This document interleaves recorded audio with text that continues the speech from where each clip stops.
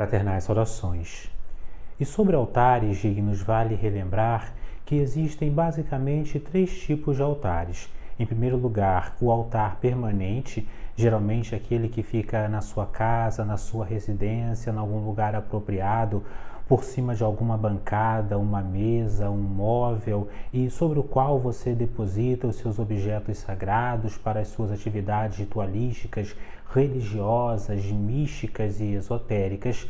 Existe também o altar provisório, ou seja, é para aquelas pessoas que, não possuindo propriamente a possibilidade de terem um altar permanente na sua casa, elas têm o seu altar, por exemplo, guardado dentro de uma caixa, guardado dentro de um armário, e estas pessoas pegam na ocasião, no momento das suas atividades místicas, esotéricas, aquele material, retira, os dispõe tranquilamente, faz as suas atividades, os seus rituais e depois os guarda. Ou seja, o altar provisório, ele serve para estas pessoas cuja casa, residência tem uma circulação maior de pessoa e um menor grau de privacidade. E existe também o altar de viagem. Sim, é uma ideia muitíssimo interessante para aqueles indivíduos que vivem em constante deslocamento, ou seja, igualmente pode-se ter todos os seus objetos de oração, de meditação, de ritualística,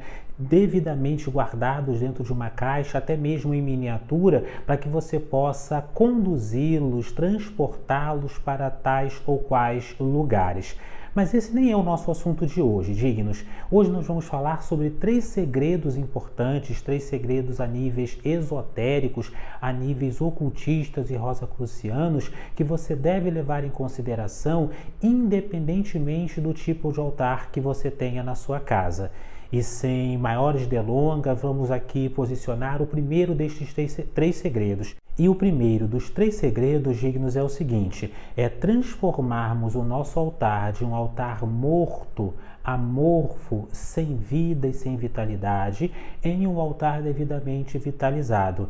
Vejamos que no comum dos casos e das pessoas, os altares, eles vão estar sempre colocados com objetos inanimados, imagens, figuras, incensos, enfim, coisas que não têm uma vida biológica. E uma das maneiras, esotericamente falando, de fazer esta vitalização é através da transfusão energética. E a transfusão energética vai se fazer por seres animados, biológicos e vivos. Por isso, é interessante que você, por exemplo, sempre tenha no teu altar uma fruta.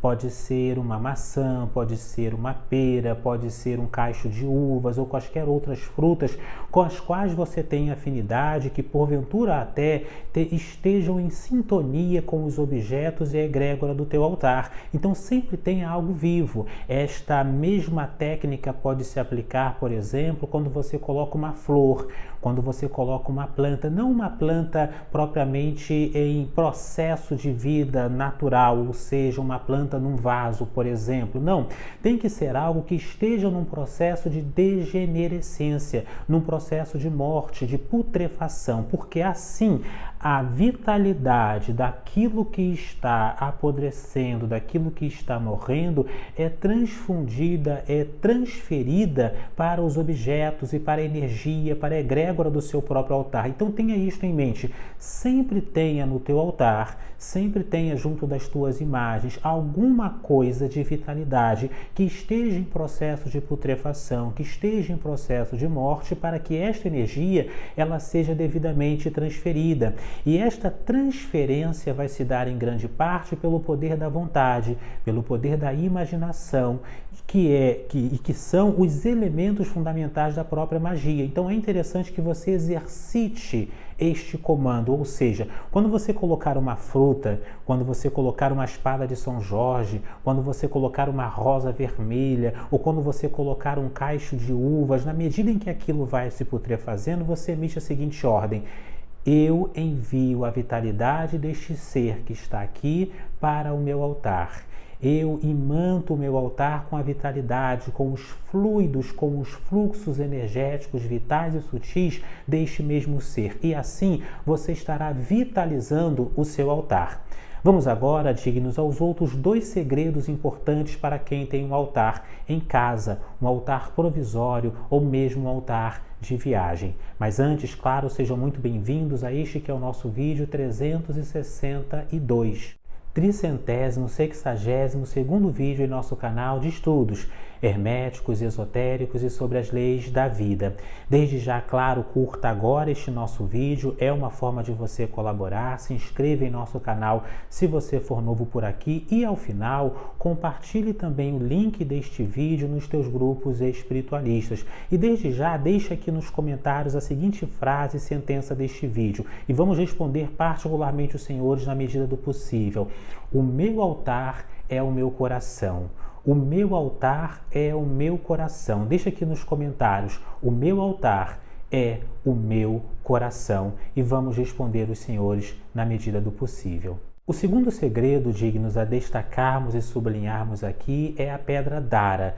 Depois você pode ir no Google, em algum mecanismo de pesquisa e buscar sobre isto. Pedra Dara é uma pedra sacrificial de testemunho da energia de algum altar. Em geral, ela era muito utilizada nos altares pagãos de Roma, Grécia, Egito Antigo, nas escolas de mistérios, mas também isso perpetuou-se na própria Igreja Católica. Não sei se você sabe, mas em todo o altar católico, para que seja um altar genuíno, há uma pedra Dara. E o que tem na pedra Dara? Uma pedra Dara é uma pequena partícula que contém um testemunho de algum santo, ou mais propriamente algum material de algum mártir, de alguém que foi sacrificado, ou de alguém que sacrificou a sua vida em nome da cristandade, que é a religião católica. Vejamos, dignos, que a pedra Dara é um testemunho sacrificial, ou seja, é importante que exista no teu altar, e aí está um segundo segredo importantíssimo, alguma coisa que represente o seu sacrifício. E eu recomendo o seguinte, geralmente até o mais fácil, que você fure, por exemplo, a ponta do seu dedo, pode ser o seu dedo mindinho, de forma bem leve e sutil e coloque ali propriamente sobre o teu altar. E isto, em alguma imagem, em alguma coisa, e isto vai representar também o elemento sacrificial, é a pedra Dara do teu altar. Escolha algum objeto, alguma pedra que fique permanentemente e você vai depositar ali este símbolo energético da tua força e do teu sacrifício. Sacro officium do latim, trabalho sagrado. O terceiro e último segredo, dignos, é o portal de visão. Também é muitíssimo importante que em todo o altar exista algum tipo de portal através do qual você possa exercitar a sua visão espiritual. Na Rosa Cruz, em geral, nós posicionamos um espelho diante do nosso altar. Muitas pessoas me perguntam nas nossas publicações de Instagram, principalmente, mas Frater, por que nós temos que ter um espelho na frente do altar? Vejamos que não é um espelho para ficar se observando de passagem, para ficar se embelezando, não. É um espelho especialmente posicionado para as atividades místicas. Geralmente um espelho negro recomenda-se, mas se não lhe for possível, você pode colocar no seu altar também um espelho normal. Pode ser de diferentes dimensões, de diferentes formatos, a depender da egrégora do teu altar, do teu gosto e de tuas possibilidades, ou mesmo você pode ter no teu altar alguma obsidiana negra ou alguma pedra de reflexo um tanto quanto mais visível, para que você possa treinar também ali a sua visão astral. E também pode, uma coisa que gosto muitíssimo, ter uma vasilha com água ou um copo com água, aonde você vai repousar a sua visão para que você possa receber, treinar também a sua visão astral. Algumas pessoas, inclusive, preferem fazê-lo na chama de uma vela. Isto também é perfeitamente possível. Então você vai verificar qual tipo de portal de visão você vai ter no seu altar. Alguma pedra brilhosa, reluzente, reflexiva, algum espelho, ou você vai ter um copo, uma vasilha com água, ou vai fazê-lo na chama de uma vela. Enfim, vai depender das circunstâncias e conjunturas do seu próprio altar. Seja como for, dignos, estes 3 elementos são fundamentais para o perfeito funcionamento da mecânica interna, da magia mística do teu altar. Digníssimos irmãos e irmãs, se você assistiu até o final, deixa aqui nos comentários: o meu altar é o meu coração. Voltaremos a este assunto e a outros sob outros ângulos. Paz profunda.